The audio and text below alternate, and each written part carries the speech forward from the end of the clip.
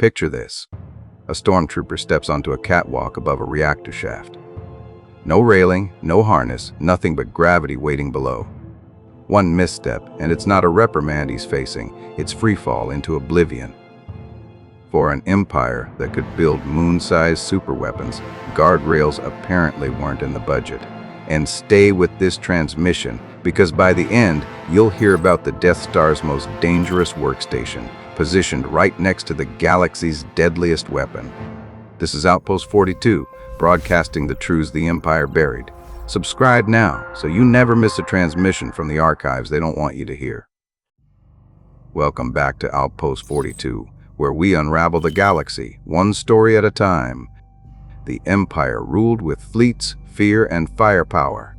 But for the millions who kept that machine running, the welders, deck officers, and sanitation crews, the real danger wasn't always the rebels. Sometimes it was the workplace itself. Tonight, we open the archives on the Empire's health and safety nightmares, a galactic record of missing guardrails, unstable catwalks, and explosive work environments. Because when it came to safety regulations, the Empire preferred intimidation over insulation. Number 1. Bottomless pits, no rails. The Death Star was a triumph of engineering and a disaster of design. Reactor shafts plunged for kilometers without so much as a waist-high barrier. Maintenance crews balanced on narrow ledges, a single slip sending them into darkness. In truth, gravity was the Empire's most consistent executioner. It wasn't an accident. Imperial schematics show those open chasms were intentional. The architects, under Imperial edict, were ordered to preserve visual intimidation across all environments. The abyss was the design. You weren't just meant to work there, you were meant to fear there.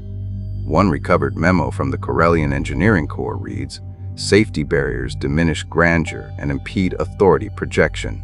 In other words, if you fell, you served your purpose by reminding everyone else to stand straighter. Number 2. High platforms, no harnesses. Imperial gantries and control bridges jutted out over chasms with no safety lines, no netting, no harnesses. The philosophy seemed clear. If you fell, you weren't worthy to serve the Empire. It was survival of the luckiest. These designs weren't just dangerous, they were ritualized. Commanders were trained to walk exposed, high above their crews to symbolize superiority. Helmets off, chest out, and not a single tether in sight. Every platform became a stage for Imperial dominance, and occasionally a dramatic exit. According to shipyard records from Quat drive yards, over 300 fatal falls occurred during the first Death Star's construction alone. None were investigated. As one overseer coldly noted, the replacement rate exceeds the fall rate. Acceptable attrition. Number 3. Explosive cargo policies. Tabana gas canisters, unstable fuel cells, even kyber crystals, all loaded in bulk freighters with barely a containment field. Rebel intelligence reported more than one Star Destroyer lost not to battle, but to a single cargo accident.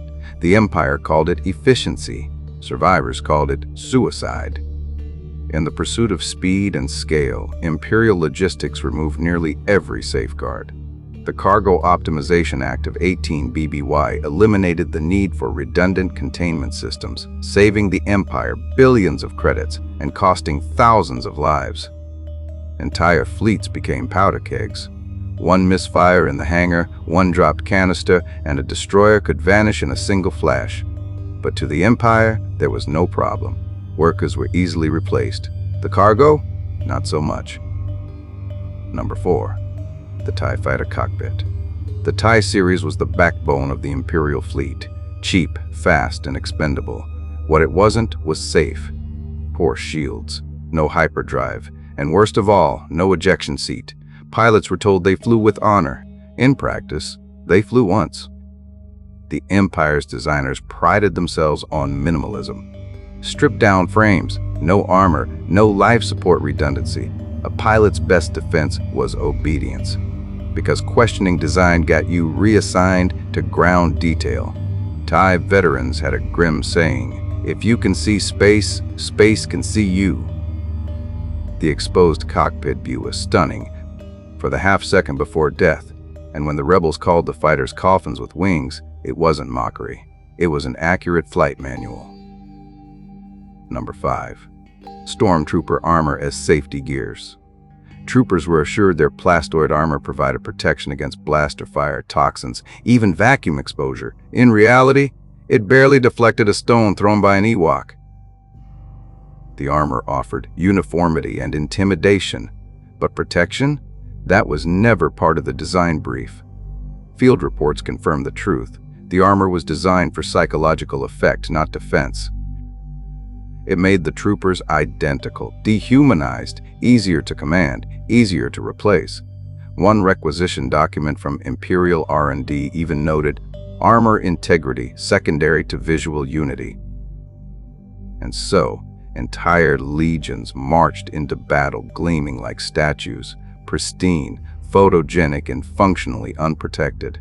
The Empire didn't design armor to save soldiers. It designed armor to make soldiers forget they were mortal. Number 6. Trash compactors with no emergency shutoff. Deep within the Death Star lay another hazard, the garbage compactor. The walls pressed inward with unstoppable force, the doors magnetically sealed, no emergency override in sight. If the Dianoga didn't drag you under, the walls would finish the job. It was sanitation, weaponized.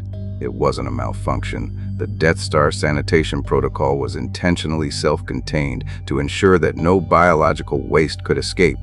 But that meant if you were trapped inside, there was no way out.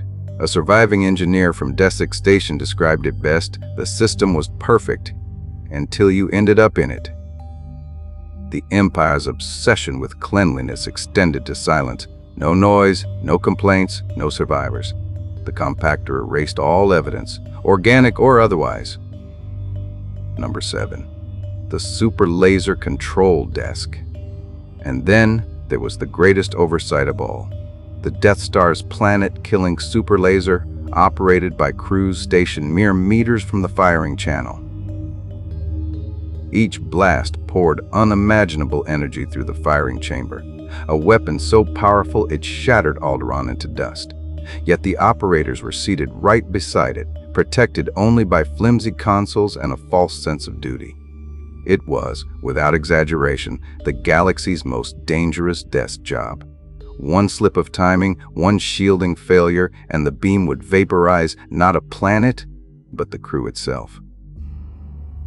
Declassified post-war reports mention that early test firings resulted in multiple casualties from radiation burns and shockwaves. But Palpatine's orders were clear: the weapon must inspire awe. Distance diminishes awe. So the crews remained in place, close enough to see the beam ignite, close enough to feel it in their bones. To the Empire, they weren't technicians. They were witnesses to divine power and disposable proof of it. In the end, the Empire didn't fall because it was weak. It fell because it believed itself indestructible.